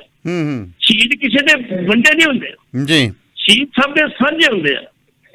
ਇਸ ਕਰਕੇ ਸ਼ਹੀਦਾਂ ਨੂੰ ਜਿਹੜਾ ਵਾ ਵੰਡਣਾ ਮਾੜੀ ਗੱਲ ਆ। ਔਰ ਤੁਹਾਨੂੰ ਪਤਾ ਹੋਇਆ ਕਿ ਜਦੋਂ ਇਹ ਲਾਹੌਰ ਦੇ ਵਿੱਚ ਰਾਤ ਇਹਨਾਂ ਦੀ ਕੱਢੀ, ਇਹਨਾਂ ਲਾਸ਼ਾਂ ਲਿਆਂਦੀਆਂ ਨੇ ਆਪਣੇ ਸਤਲੁਜ ਦਰਿਆ ਦੇ ਕੰਢੇ ਤੇ ਸੰਸਕਾਰ ਕੀਤਾ ਵਾ, ਉਦੋਂ ਵੀ ਉੱਥੇ ਨਾਰੇ ਲੱਗੇ ਸੀ ਜੀ। ਹੁਣ ਇੱਥੇ ਕੱਲ੍ਹ ਵੀ ਨਾਰੇ ਲੱਗੇ ਨੇ ਜਿਹੜੇ ਨਾਰੇ ਲੱਗੇ ਨੇ, ਹਰ ਜ਼ੁਲਮ ਦਾ ਇੱਕ ਜਵਾਬ, ਇਨਕਲਾਬ ਜਿੰਦਾਬਾਦ ਜੀ। ਭਗਤ ਤੇਰੇ ਖੂਨ ਸੇ ਇਨਕਲਾਬ ਆਏਗਾ, ਆਪ ਨਾਰੇ ਲਾਏ ਥੇ ਲੋਕਾਂ ਨੇ। ਜਿਹੜਾ ਸ਼ਹੀਦ ਰਾਮ ਪ੍ਰਸਾਦ ਬਿਲਮਲ ਆ, ਉਹਦਾ ਨਾਮ ਹੀ ਲਿਖਿਆ, ਸਰਫਰੋਸ਼ੀ ਕੀ ਤਮੰਨਾ ਅਬ ਹਮਾਰੇ ਦਿਲ में, ਉਹਦਾ ਇੱਕ ਗਾਣੇ ਨੂੰ ਲਿਖ ਕੇ ਤੇ ਬਕਾਇਦਾ ਉੱਤੇ ਤਖਤੀਆਂ ਬਣਾਇਆ ਜੀ। ਹੁਣ ਕਰਾਇਆ ਗਿਆ ਉਹਨੂੰ ਜੀ। ਨਾਲੇ ਵੀ ਕਰਕੇ ਬੈਨਰ ਫੜੇਗੀ, ਜਨਤਾ ਕੋ ਜਨਤਾ ਸੇ ਮਿਲੇ ਦੋ, ਅਤੇ ਹਿੰਦੁਸਤਾਨ ਪਾਕਿਸਤਾਨ ਬਣਾਏ ਗਏ ਅਮਨ ਕੇ ਰਿਸ਼ਤੇ ਲਿਖਿਆ। ਇਹੋ ਜਿਹੇ ਸਾਰੇ ਉੱਤੇ ਲਿਖਿਆ ਗਿਆ ਸੀਗਾ। ਇਹ ਭਗਤ ਮੈਮੋਰੀਅਲ ਫਾਊਂਡੇਸ਼ਨ ਸੰਸਥਾ ਵਾ ਜੀ, ਇਹਦੇ ਚੇਅਰਮੈਨ ਇਮਤਿਆਜ਼ ਰਾਸ਼ਦ ਕੁਰੈਸ਼ੀ ਹੈ ਜੀ। ਇਹਨਾਂ ਦੀ ਅਗਵਾਈ 'ਚ ਸ਼ਰਧਾਂਜਲੀ ਸਮਾਗਮ ਜਿਹੜਾ ਕੀਤਾ ਗਿਆ ਵਾ, ਇਹਦੇ ਵਿੱਚ ਅਹਿਮ ਰਜ਼ਾ ਬੱਟੂ ਤੇ ਪ੍ਰੋਫੈਸਰ ਤਾਰਕ ਜਟਾਲਾ ਤੇ ਹੋਰ ਬੜੇ ਜਿਹੜੇ ਸਾਬਕਾ ਸਕੱਤਰ ਸੁਪਰੀਮ ਕੋਰਟ ਦੇ ਹੋਏ ਵਕੀਲ ਰਾਜਾ ਜੁਲਕਰ ਕਰੈਨ, ਵਕੀਲ ਜਲੀਲ ਅਹਿਮਦ ਖਾਨ, ਇਹ ਸਾਰੇ ਉੱਥੇ ਹਾਜ਼ਰ ਸੀਗੇ। ਇਸ ਕਰਕੇ ਅਸੀਂ ਕਹਿੰਦੇ ਵੀ ਇਹ ਸਵਾਗਤ ਜੋ ਆ ਵੀ ਉਹਨਾਂ ਦਾ 90ਵਾਂ ਸ਼ਹੀਦੀ ਦਿਹਾੜਾ ਜਿਹੜਾ ਪਾਕਿਸਤਾਨ ਦੇ ਵਿੱਚ ਮਨਾਇਆ ਗਿਆ। ਤੁਹਾਨੂੰ ਇਹ ਦੱਸ ਦਿਆਂ ਜੀ, ਇਹ ਬੰਦੇ ਤਿੰਨੇ ਸ਼ਹੀਦ ਭਗਤ ਸਿੰਘ, ਸੁਖਦੇਵ ਤੇ ਰਾਜਗੁਰੂ। ਜਿਹੜਾ ਸੁਖਦੇਵ ਆ, ਇਹਦਾ ਮਈ 1907 ਦਾ ਜਨਮ ਹੈ। ਜਿਹੜਾ ਭਗਤ ਸਿੰਘ ਦਾ ਸਤੰਬਰ 1907 ਦਾ ਜਨਮ ਹੈ। ਜਿਹੜੇ ਰਾਜਗੁਰੂ ਨੇ, ਇਹਨਾਂ ਦਾ ਫਰਵਰੀ 1908 ਦਾ ਜਨਮ, ਮਤਲਬ 23 ਸਾਲ ਦੀ ਉਮਰ ਤਾਂ ਵੀ ਹੈਗੀ, ਬਰਾਬਰ ਦੀ ਉਮਰ। 2-4 ਮਹੀਨੇ ਫਰਕ ਆ, ਲੇਕਿਨ ਵੱਡਾ ਸਭ ਤੋਂ ਸੁਖਦੇਵ ਸੀ, ਉਦੋਂ ਛੋਟਾ ਭਗਤ ਸਿੰਘ, ਉਦੋਂ ਦਾ ਰਾਜਗੁਰੂ ਸੀ, ਜਿਨ੍ਹਾਂ ਨੇ ਇਕੱਠਿਆਂ ਜਿਹੜੀ ਸੀ ਆਪਣੀ ਜਿਹੜੀ ਸੀ ਫਾਂਸੀ ਨੂੰ ਦਿੱਤਾ, ਚੁੰਮਿਆ ਤੇ ਦੇਸ਼ ਨੂੰ ਯਾਦ ਕਰਿਆ। ਚੰਗੀ ਗੱਲ ਪਾਕਿਸਤਾਨ ਮਨਾਇਆ ਜਾਂਦਾ। ਅਸੀਂ ਕਹਿੰਦੇ ਕਿ ਇਹਨਾਂ ਦੇ ਦਿਨ ਜਿਹੜੇ ਪੂਰੇ ਹਿੰਦੁਸਤਾਨ 'ਚ, ਪਾਕਿਸਤਾਨ ਸਭ ਜਗ੍ਹਾ ਮਨਾਏ ਜਾਣੇ ਚਾਹੀਦੇ ਨੇ। ਬਿਲਕੁਲ ਜੀ। ਤੇ ਪੱਟੀ ਸਾਹਿਬ, ਤਾਮਿਲਨਾਡੂ ਤੇ ਬੰਗਾਲ ਵਿੱਚ ਕੀ ਸਥਿਤੀ ਹੈ ਜੀ? ਕਿਉਂਕਿ ਬਿਲਕੁਲ ਹੈ, ਭਾਜਪਾ ਕਿਤੇ ਬਿਆਨ ਹੋਰ ਦੇ ਰਹੀ ਹੈ, ਕਿਤੇ ਹੋਰ ਦੇ ਰਹੀ ਹੈ, ਕਿਤੇ ਏਜੰਡਾ ਹੋਰ ਹੈ, ਕਿਤੇ ਹੋਰ ਹੈ। ਤਾਮਿਲਨਾਡੂ ਤੇ ਜਿਹੜੀ ਬੰਗਾਲ ਦੀ ਗੱਲ ਆ ਜੀ, ਬੰਗਾਲ ਦੇ ਵਿੱਚ ਮੈਂ ਹੁਣ ਵੀ ਅਖਬਾਰ 'ਚ ਪੜ੍ਹ ਰਿਹਾ ਸੀ ਕਿ 105 ਸੀਟਾਂ ਜਿਹੜੀਆਂ ਉਹ ਮੁਸਲਮਾਨਾਂ ਦੀਆਂ ਵਾ। ਜਿਸ ਪਾਸੇ ਮੁਸਲਮਾਨ ਨੇ ਕਹਿਤਾ ਬੰਗਾਲ 'ਚ ਸੀਟਾਂ ਚਲੀ ਜਾਣੀ, ਲੇਕਿਨ ਉੱਥੇ ਕਾਂਗਰਸ ਨੇ ਆਪਣੇ ਉਮੀਦਵਾਰ ਖੜੇ ਕੀਤੇ ਆ, ਉੱਥੇ ਕਮਿਊਨਿਸਟਾਂ ਨੇ ਵੀ ਖੜੇ ਕੀਤੇ, ਭਾਵੇਂ ਅਲਾਇੰਸ ਬਣਿਆ ਉਹਨਾਂ ਦਾ, ਹੋਰ ਛੋਟੀ ਛੋਟੀ ਪਾਰਟੀ ਨੇ ਖੜੇ ਉਮੀਦਵਾਰ ਕੀਤੇ ਆ ਜੀ। ਮਮਤਾ ਦੀ ਚੜ੍ਹਤ ਜ਼ਰੂਰ ਆ। ਪਹਿਲੀ ਵਾਰੀ ਆ ਮੇਰੇ ਖਿਆਲ ਸ਼ਾਇਦ ਮੁਸਲਮਾਨਾਂ ਨੂੰ ਟਿਕਟ ਦਿੱਤੀ ਹੈ ਭਾਜਪਾ ਨੇ, 9 ਮੁਸਲਮਾਨਾਂ ਨੂੰ ਟਿਕਟ ਦਿੱਤੀ ਜੀ ਬੰਗਾਲ ਦੇ ਵਿੱਚ। ਲੇਕਿਨ ਫੇਰ ਵੀ ਮਮਤਾ ਦੀਦੀ ਹੁੰਦੀ ਹੈ, ਮਮਤਾ ਦੀਦੀ ਚੜਾਈ ਆ ਜੀ। ਪਰ ਆਉਣ ਵਾਲੇ ਸਮੇਂ 'ਚ ਅਸੀਂ ਇਹ ਗੱਲ ਕਹਾਂਗੇ, ਜੇ 100 ਸੀਟ ਭਾਜਪਾ ਬੰਗਾਲ 'ਚ ਲੈ ਜਾਂਦੀ ਆ ਤੇ ਫੇਰ ਉਹ ਕਿਸੇ ਵੇਲੇ ਵੀ ਤੋੜ ਮਰੋੜ ਸਕਦੀ ਜੀ। ਹੁਣ ਇੱਥੇ ਜਿਹੜੀ ਗੱਲ ਕਰੀਏ ਵੀ 148 ਸੀਟਾਂ ਤੁਸੀਂ ਅਨਾਉਂਸ ਕੀਤੀਆਂ, ਇਹ ਮੈਂ ਨਹੀਂ ਕਿ ਸੁਬਰਾਮਨ ਸਵਾਮੀ ਕਹਿ ਰਹੇ, ਇਹਨਾਂ ਦੇ ਆਪਣੇ ਕਹਿ ਰਹੇ ਆ ਜੀ। ਉਹ ਕਹਿੰਦੇ ਆ ਵੀ ਤਾਮਿਲਨਾਡੂ ਦੇ ਵਿੱਚ 20 ਸੀਟਾਂ ਲੜ ਰਹੀ ਆ ਬੀਜੇਪੀ, ਉਹਦੇ ਵਿੱਚੋਂ 18 ਬੰਦੇ ਉਹ ਨੇ ਜਿਹੜੇ ਦੂਸਰੀਆਂ ਪਾਰਟੀਆਂ ਚ ਆਏ ਨੇ, ਜਿਹੜੇ ਧਾਰੇ ਲਏ ਨੇ। ਅੱਛਾ, ਉਹ ਤਾਂ ਕਰਦੇ ਹੀ ਹੁੰਦੇ। 2 ਸਾਡੇ ਸਿਰਫ ਆਪਣੇ ਨੇ, ਬਾਕੀ ਧਾਰੇ ਲਏ ਸੀ। ਉਸੇ ਤਰ੍ਹਾਂ ਬੰਗਾਲ ਦੇ ਵਿੱਚ 148 ਦੇ ਵਿੱਚੋਂ ਜਿਹੜੀਆਂ 80 ਸੀਟਾਂ ਜਿਹੜੀਆਂ ਵਾ ਉਹ ਦੂਜੇ ਪਾਸੇ ਦੇ TMC ਆਏ, ਉਹਨਾਂ ਨੂੰ ਟਿਕਟ ਦਿੱਤੀਆਂ ਗਈਆਂ ਜੀ। ਤੁਹਾਨੂੰ ਪਤਾ ਪਿੱਛੇ ਜੇ 5 ਜ਼ਿਲ੍ਹਿਆਂ ਦੇ ਦਫ਼ਤਰ ਜਿਹੜੇ ਸੀ ਤੋੜ ਫੋੜੇ ਦੇ ਵਰਕਰਾਂ ਨੇ ਆਦੀ ਕਰਤੀ ਸੀ। ਭਾਈ ਜੇ ਉਹੀ ਮੁਨਸ਼ੀ ਤੁਸੀਂ ਨਵੇਂ ਲਾ ਦੇਣੇ ਜਿਹੜੇ ਪਹਿਲੇ ਸੀਗੇ ਤੇ ਸਾਡਾ ਕੀ ਇਹਦਾ? ਵੈਸੇ ਤਾਂ ਮੁਨਸ਼ੀ ਤਾਂ ਉਹੀ ਲੱਗਦੇ ਆ, ਭਾਵੇਂ ਪੰਜਾਬ ਹੋਵੇ ਜਿੱਥੇ ਮਰਜ਼ੀ ਹੋਵੇ। ਜੇ ਹੁਣ ਕੇਂਦਰ ਦੀ ਸਰਕਾਰ ਬਣੀ ਹੈ ਤਾਂ ਪੁਰਾਣੇ ਮੁਨਸ਼ੀਆਂ ਤੇ ਹੀ ਬਣੀ ਹੈ। ਲੇਕਿਨ ਸੁਬਰਾਮਨੀਅਮ ਨੂੰ ਟਿੱਪਣੀ ਕਰਨੀ ਬੜੀ ਵੱਡੀ ਗੱਲ ਆ ਕਿ 20 ਸੀਟਾਂ ਦੇ ਚੋਣ ਲੜੇ ਆ ਤੇ 18 ਬਾਹਰ ਦੇ ਬੰਦੇ ਸਿਰਫ ਬੰਦੇ ਹੀ ਨਹੀਂ ਹੈਗੇ। ਜੇ ਕਿਤੇ ਇੱਥੇ ਸਾਰੀਆਂ ਸੀਟਾਂ ਖੜੇ ਕਰਨੇ ਪੈਂਦੇ ਤੇ ਫਿਰ ਅਸੀਂ ਕੀ ਕਰਦੇ? ਫਿਰ ਬੰਦੇ ਕਿੱਥੋਂ ਲਿਆਉਂਦੇ ਅਸੀਂ? ਇਸ ਕਰਕੇ ਭਾਜਪਾ ਦੀ ਖਾਸ ਚ ਕਹਿੰਦੀ ਆ ਉਹ ਅਸੀਂ ਜਿਹੜਾ ਵਾ ਕਾਂਗਰਸ ਮੁਕਤ ਜਿਹੜਾ ਵਾ ਦੇਸ਼ ਬਣਾਉਣਾ ਵਾ, ਇਹ ਨਾ ਹੋਵੇ ਕਿਤੇ ਭਾਜਪਾ ਮੁਕਤੀ ਬਣ ਜਾਵੇ ਕਿਤੇ। ਇਹ ਗੱਲ ਤੁਹਾਡੀ ਸਹੀ ਆ, ਪਤਾ ਨਹੀਂ ਇੱਥੇ ਕੀ ਹੋਣਾ ਕੀ ਨਹੀਂ, ਕਿੱਧਰ ਦੀਆਂ ਗੱਲਾਂ ਕਿੱਧਰ ਨੂੰ। ਠੀਕ ਹੈ ਜੀ। ਤੇ ਆਪਾਂ ਗੱਲ ਕੱਲ ਵੀ ਕੀਤੀ ਸੀ, ਸਾਬਕਾ ਪੁਲਿਸ ਕਮਿਸ਼ਨਰ ਜਿਹੜੇ ਮੁੰਬਈ ਦੇ ਨੇ ਪਰਮਵੀਰ ਸਿੰਘ, ਉਹ ਸੁਪਰੀਮ ਕੋਰਟ ਗਏ ਸੀ ਜੀ, ਫੈਸਲਾ ਹੋਣਾ ਸੀ, ਕੀ ਬਣਿਆ ਜੀ? ਬਿਲਕੁਲ ਜੀ, ਉਹ ਸੁਪਰੀਮ ਕੋਰਟ ਇਹੋ ਜਿਹਾ ਝਾੜ ਪਾਈ ਉੱਥੇ ਸੁਪਰੀਮ ਕੋਰਟ ਨੇ ਕਿਹਾ ਵੀ ਤੁਹਾਨੂੰ ਨਹੀਂ ਪਤਾ, ਵਿਚਾਲੇ ਹਾਈ ਕੋਰਟ ਵੀ ਹੈਗੀ। ਤੇ ਉਹਦੇ ਵਾਰੀ ਭੁੱਲ ਗਏ ਸੀ ਆਪਣਾ ਐਨਕਾਂ ਜੀ ਵਾਲਾ ਜਿਹੜਾ ਜਿਹਨੂੰ ਬੰਨ ਕੇ ਲਗੇ ਸੀ ਪੱਤਰਕਾਰ। ਹਾਂ, ਉਦੋਂ ਤਾਂ ਉਦੋਂ ਬੜਾ ਵੱਡਾ ਦਿੱਤੀ ਜਮਾਤ। ਹਾਂ, ਉਹਨੇ ਕਿਹਾ ਜੀ ਤੁਸੀਂ ਪੁਲਿਸ ਅਫਸਰ ਸਾਹਿਬ ਤੁਸੀਂ ਪਹਿਲਾਂ ਹਾਈ ਕੋਰਟ ਜਾਓ, ਹਾਈ ਕੋਰਟ ਜੋ ਤੁਹਾਡਾ ਫੈਸਲਾ ਨਾ ਕਰੋ ਫਿਰ ਸਾਡੇ ਕੋਲ ਆਓ ਤੁਸੀਂ। ਜੀ ਮਤਲਬ ਕਿ ਸੁਪਰੀਮ ਕੋਰਟ ਨੂੰ ਪਤਾ ਵੀ ਸੱਚਾਈ ਕੀ ਹੈਗੀ ਆ। ਹਾਲੀ ਕਿ ਜਿਹੜਾ ਬੰਬੇ ਆ ਉਹ ਸਾਡੀ ਆਰਥਿਕ ਰਾਜਧਾਨੀ, ਉੱਥੇ ਮਾਇਆ ਬਹੁਤ ਆ। ਜੀ ਇਕੱਠਾ ਕਰਵਾ ਚਾਹੀਦਾ ਬੰਦਾ ਮਾਇਆ ਉੱਥੇ। ਬੰਦਾ ਤਾਂ ਹਿੰਮਤ ਵਾਲਾ ਚਾਹੀਦਾ ਜੀ। ਮਾਇਆ ਨਗਰੀ ਐਵੇਂ ਤਾਂ ਨਹੀਂ ਕਹਿੰਦੇ ਉਹਨੂੰ। ਤੁਸੀਂ ਵੇਖੋ ਜੀ 1993 ਤੋਂ ਲੈ ਕੇ ਤੇ 2003 ਤੱਕ ਉੱਥੇ ਜਿਹੜੇ ਸਾਡੇ ਦਾਊਦ ਵਗੈਰਾ ਸੀ, ਜਿਹੜੇ ਇਹ ਗੁੰਡਾ ਅੰਸਰ ਸੀ, ਇਹਨਾਂ ਦਾ ਪੂਰਾ ਦਬਦਬਾ ਰਿਹਾ ਜੀ। ਦਾਊਦ ਦੀ ਭੈਣ ਹੋਣ ਤੇ ਮਰਦੀ ਆ, ਜੇ ਕਿਸੇ ਨੇ ਕੋਈ ਕੰਟਰੈਕਟ ਲੈਣਾ ਨਾ ਸੜਕ ਬਣਾਉਣ ਦਾ, ਕੰਟਰੈਕਟ ਉਹਨੂੰ ਮਿਲੇਗਾ, ਲੇਕਿਨ ਉਹ ਬੀਬੀ ਕੋਲ ਜਾ ਕੇ ਹਾਜ਼ਰੀ ਭਰਨੀ ਪੈਂਦੀ, ਬੀਬੀ ਜੀ ਤੁਹਾਡਾ ਹਿੱਸਾ ਚੁੱਕੋ ਆਪਣਾ ਤੇ ਮੈਨੂੰ ਕੰਮ ਕਰਨ ਦਿਓ ਜੀ। ਨਹੀਂ ਤੇ ਉਹ ਕਹਿੰਦੀ ਮਤਲਬ ਫਰੋਤੀਆਂ ਹੋ ਗਈਆਂ ਹੁੰਦੀਆਂ ਸੀ ਉੱਥੇ। ਲੇਕਿਨ 2003 ਤੋਂ ਬਾਅਦ ਫਿਰ ਨਾ ਸਖਤੀ ਜੋ ਕੀਤੀ, ਫਿਰ ਉੱਥੇ ਘੱਟੋ ਘੱਟ 600 ਬੰਦਾ ਮਾਰਿਆ ਨਾ ਜੀ ਯੂਪੀ ਦੇ ਵਿੱਚ, ਮਹਾਰਾਸ਼ਟਰ ਚ ਜਿੰਨੇ ਉਹ ਇਹਨਾਂ ਦੇ ਗਏ ਸੀ ਗੁਰਗੇ ਕਰਕੇ। ਮੈਨੂੰ ਯਾਦ ਹੈ ਜਦੋਂ ਕਲਿਆਣ ਸਿੰਘ ਇਹੀ ਸਥਿਤੀ ਬਣ ਗਈ ਸੀ ਨੋਇਡੇ ਕੋਈ ਫੈਕਟਰੀਆਂ ਸਾਰੀਆਂ ਛੱਡ ਗੜਗਾਉਂ ਨੂੰ ਚੱਲ ਪਏ ਸੀ, ਖਾਸ ਕਰਕੇ ਕਾਲ ਸੈਂਟਰ ਤਾਂ ਕੁੜੀਆਂ ਦਾ ਬੁਰਾ ਹਾਲ ਹੋ ਗਿਆ ਸੀ ਨਿਕਲਣਾ। ਉਦੋਂ ਫਿਰ ਕਲਿਆਣ ਸਿੰਘ ਮੁੱਖ ਮੰਤਰੀ ਬਣਿਆ ਸੀ ਤੇ ਫਿਰ ਉਹਨੇ ਆਪਰੇਸ਼ਨ ਡਰਾਈ ਕਲੀਨ ਚਲਾਇਆ ਸੀ। ਜੀ ਜੀ ਜੀ ਜੀ ਤੇ ਇਹ ਉੱਥੇ ਬੰਬੇ ਚ ਵੀ ਚੱਲਿਆ ਹੈ। ਹੁਣ ਪਰਮਵੀਰ ਸਿੰਘ ਨੇ ਇਹ ਸੱਚ ਝੂਠਾ ਜਿਹੜੀ 8 ਪੇਜ ਦੀ ਚਿੱਠੀ ਲਿਖੀ ਉਦੋਂ ਠਾਕਰੇ ਨੂੰ ਬੇਸਿਕਲੀ ਤੇ ਫਾਈਲ ਵੀ ਥੋੜੀ ਪਹਿਲਾਂ ਤੇ ਕਹਿੰਦੇ ਸੀ ਬੰਦਾ ਬੜਾ ਮਾੜਾ ਵਾ ਜੀ, ਜਦੋਂ ਉਹਨੇ ਚਿੱਠੀ ਲੱਗਦੀ ਕਹਿੰਦੇ ਤੇ ਬੰਦਾ ਹੀ ਸੋਨਾ ਵਾ। ਇਹ ਗੱਲ ਦਾ ਬੰਦਾ ਹੀ ਕੋਈ ਨਹੀਂ ਹੈਗਾ। ਲੇਕਿਨ ਇਹ ਗੱਲ ਸਮਝ ਨਹੀਂ ਆਉਂਦੀ ਵੀ ਕਹਾਣੀ ਕੀ ਆ। ਜਿਹਨਾਂ ਨੂੰ ਇਹ ਆਸ ਸੀ ਵੀ NCP ਦੇ ਮੁਖੀ ਸ਼ਰਦ ਪਵਾਰ ਜਿਹੜੇ ਆ ਉਹ ਆਪਣੀ ਸਪੋਰਟ ਵਿਡਰਾ ਕਰ ਲੈਣਗੇ ਜੀ, ਕਾਂਗਰਸ ਸਪੋਰਟ ਵਿਡਰਾ ਕਰੇਗੀ, ਸਰਕਾਰ ਡਿੱਗ ਪਏਗੀ। ਲੇਕਿਨ ਨਾ ਉਹਨਾਂ ਸਪੋਰਟ ਵਿਡਰਾ ਕੀਤੀ ਆ, ਨਾ ਕੋਈ ਟਿੱਪਣੀ ਕੀਤੀ ਹੈ। ਸ਼ਰਦ ਪਵਾਰ ਨੇ ਇੰਨੀ ਗੱਲ ਕਹਿ ਕੇ ਕਹਿਤਾ ਕਿ ਇਹ ਜਿਹੜਾ ਪੱਤਰ ਆਇਆ ਵਾ ਇਹਦੇ ਤੇ ਫੈਸਲਾ ਜਿਹੜਾ ਉਦੋਂ ਠਾਕਰੇ ਆਪ ਕਰੇ ਤੇ ਜਿਹੜਾ ਗ੍ਰਹਿ ਮੰਤਰੀ ਆ ਅਨਿਲ ਉਹਨੂੰ ਅਸਤੀਫਾ ਦੇਣ ਦੀ ਕੋਈ ਲੋੜ ਨਹੀਂ ਜੀ। ਹੁਣ ਉਹ ਜੇ ਸੁਪਰੀਮ ਕੋਰਟ ਗਿਆ ਸੀ ਤੇ ਸੁਪਰੀਮ ਕੋਰਟ ਨੇ ਉਹਨਾਂ ਨੂੰ ਕਹਿਤਾ ਜੀ ਹਾਈ ਕੋਰਟ ਜਾਓ। ਹੁਣ ਉਹ ਹਾਈ ਕੋਰਟ ਜਾਂਦੇ ਕਿ ਚੁੱਪ ਕਰਕੇ ਬਹਿੰਦੇ ਆ, ਇਹ ਤਾਂ ਉਹਨਾਂ ਨੂੰ ਪਤਾ ਲੱਗੂਗਾ ਜੀ। ਚਲੋ ਕੀ ਬਣਦਾ ਜੀ, ਇਹ ਅਫਸਰ ਬੰਦੇ ਆ, ਤੁਸੀਂ ਸਿਆਣੇ ਹੋ ਹੈ। ਇਹਨਾਂ ਦਾ ਨਾ ਲੀਡਰ ਨਾ ਅਫਸਰ, ਇਹ ਇੱਕੋ ਹੀ ਆਪਣੀ ਹੀ ਅਲੱਗ ਜੇ ਗੱਲ ਕਹੀਏ। ਜੇ ਹੁਣ ਗੱਲ ਸਾਡੇ ਨਰਿੰਦਰ ਮੋਦੀ ਦੀ ਕਰੀਏ ਹੈ ਜੀ, ਤੇ ਪਾਕਿਸਤਾਨ ਨੂੰ ਪਾਣੀ ਪੀ ਨਿੰਦੇ ਹੁੰਦੇ ਸੀ, 56 ਇੰਚ ਦਾ ਸੀਨਾ ਦਿਖਾਉਂਦੇ ਸੀ, ਆਉਂਦੇ ਰਾਹ 'ਚ ਉਤਰ ਜਾਂਦੇ ਸੀ ਹੈ। ਤੇ ਹੁਣ ਉਧਰ ਵਧਾਈਆਂ ਵੀ ਭੇਜੀਆਂ ਜਾ ਰਹੀਆਂ ਨੇ ਇਮਰਾਨ ਖਾਨ ਨੂੰ। ਕਾਹਦੀਆਂ ਭੇਜੀਆਂ ਜੀ?